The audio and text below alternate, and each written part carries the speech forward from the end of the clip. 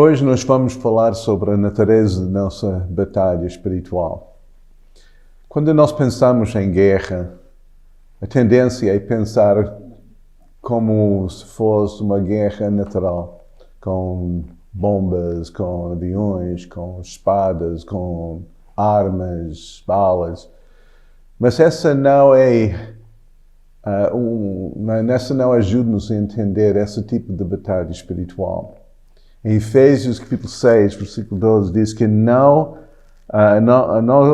nossa luta não é contra carne e sangue, mas contra os principados, os potestades e os espirituais de maldade. Então a nossa batalha não é igual à batalha que normalmente o homem faz contra o homem. Essa é espiritual, então temos que usar armas espirituais, temos que saber como nos defender nesta dimensão diferente que é do Espírito. Então, para entender, talvez a melhor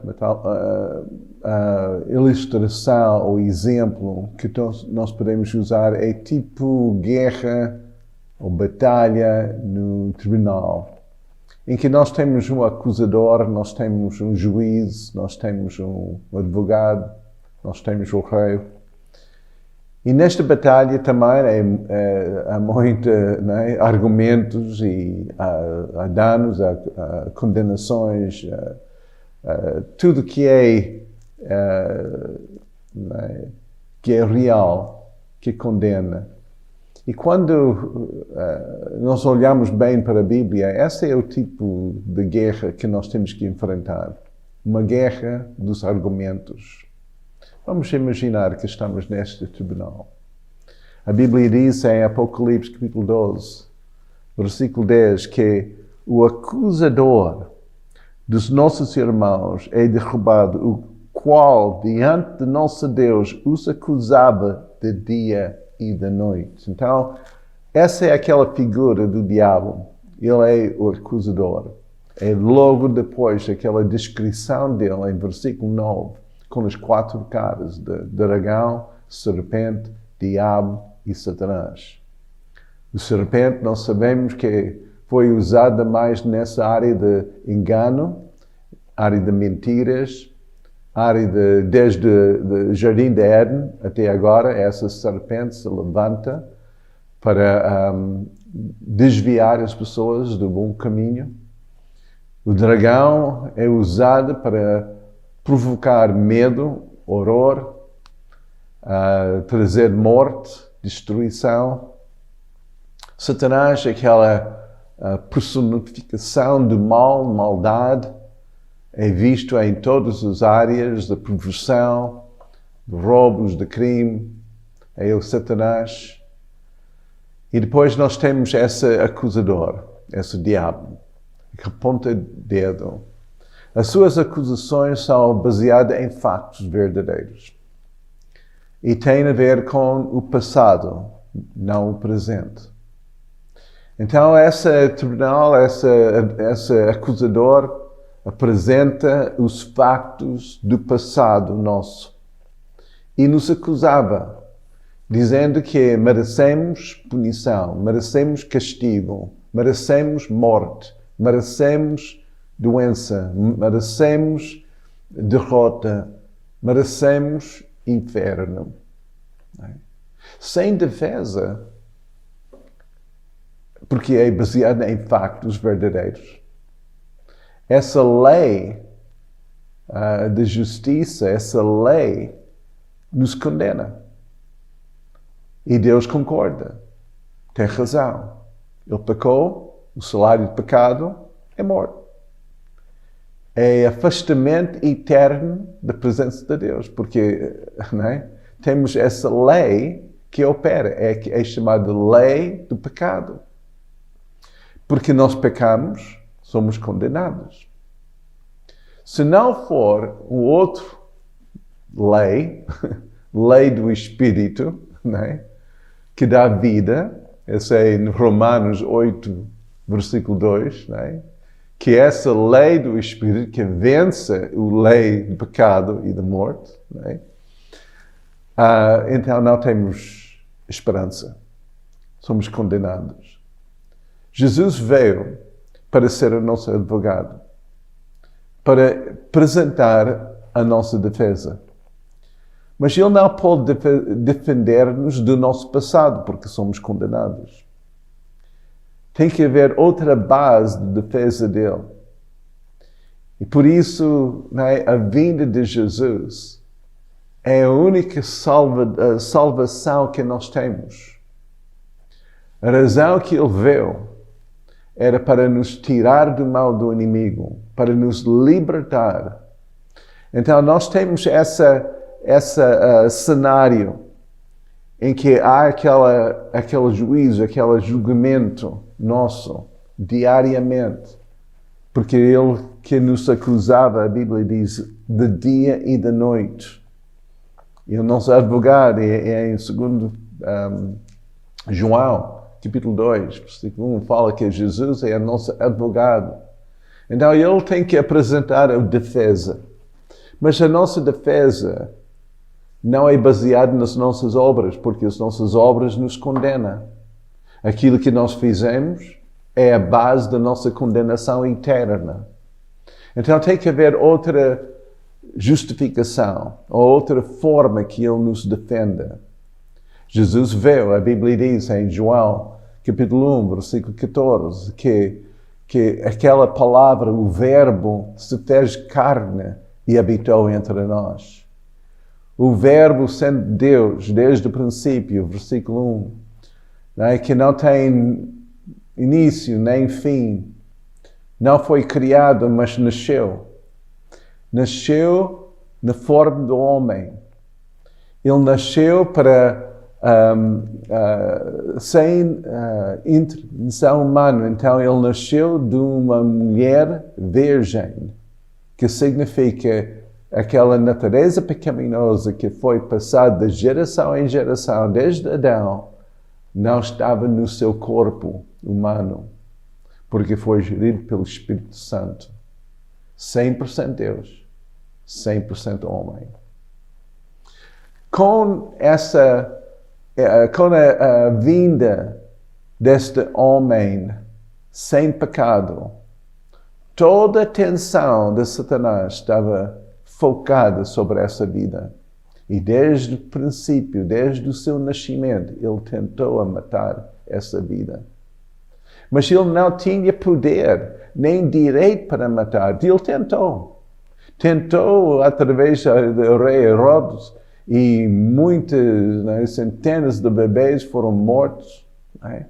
Ele à procura desse bebê especial, mas não encontrou, porque ele não tinha poder, ele não tinha direito de matar, porque não houve pecado. Só por causa do pecado que há morte. Então ele tentou. E depois várias vezes, em Nazaré, eles tentaram deixar ele também, fugiu. Outras alturas também, as pessoas levantaram contra ele, queriam matar. Eles não podiam matar, porque ele era inocente, puro, santo. E o poder de morte não estava sobre ele. Satanás não tinha posse. E ele ficou furioso, levou ele para aquele lugar no deserto, no tempo em que fisicamente estava fraco, e tentou Jesus 3 vezes, e cada vez Jesus resistiu à tentação. Ele fez aquilo que Adão não fez. Ele obedeceu o seu pai em tudo, sem pecado, sem dobrar os seus joelhos, mesmo oferecendo tudo. Satanás ofereceu tudo a ele. Mas como que é possível oferecer o mundo e todos os reinos quando nem pertencia a Satanás? Porque Jesus nasceu rei. Ele não nasceu bebê e depois tornou-se rei. Nasceu rei dos reis, Senhor dos senhores. Então, essa é a nossa base. Em resistir à tentação, Jesus foi qualificado para ser o sacrifício necessário para redimir ou pagar pelos pecados do homem. Quando ele foi morto, a sua morte foi injustificada. Se for qualquer um de nós, então a nossa morte é justificada, porque merecemos isso. A lei é justa, a lei é pura, e quando nós rejeitamos a lei, quando nós desobedecemos aquele mandato do Senhor, aquilo entrou em nós e contaminou, mesmo com as nossas melhores intenções, contamina toda a nossa vida. Então nós merecemos todo o mal que existe. Esses argumentos, quando tem a ver com a nossa vida, sempre têm razão. Argumentos em relação da família, argumentos na área da política, tudo que foi contaminado por causa do pecado do homem. Por isso nós temos não somente uma evolução do ser humano, mas uma devolução. Estamos a piorar, estamos a perder o nosso rumo, porque nós desviamos do caminho do Senhor. Estamos a andar segundo o que está certo aos nossos próprios olhos, e os nossos olhos, a nossa mentalidade, a nossa maneira de ser é contaminada pela essa natureza pecaminosa. Jesus obedeceu a Deus, o seu Pai, em tudo. Fez somente aquilo que o seu Pai ordenou fazer. Então, tornou-se o nosso exemplo. Satanás estava furioso porque não tinha argumentos contra ele. Ele não pode levantar o seu passado, porque o seu passado foi impecável, não é? Foi tremendo. E também não pode condenar nem pela herança pecaminosa desde Adão, porque mesmo sendo, não é, Adão não tinha aquela herança pecaminosa do passado, porque o seu pai, não é, era Deus. Então essa cenário, nós estamos assim a chegar àquele ponto da sua morte. E quando ele foi morto, a sua morte foi injustificada. Era a morte do inocente. E a sabedoria de Satanás não entendeu esse importante argumento. Porque quando um inocente é morto, e essa também está dentro da lei, a pessoa que mata o inocente tem que ser morto. É condenado.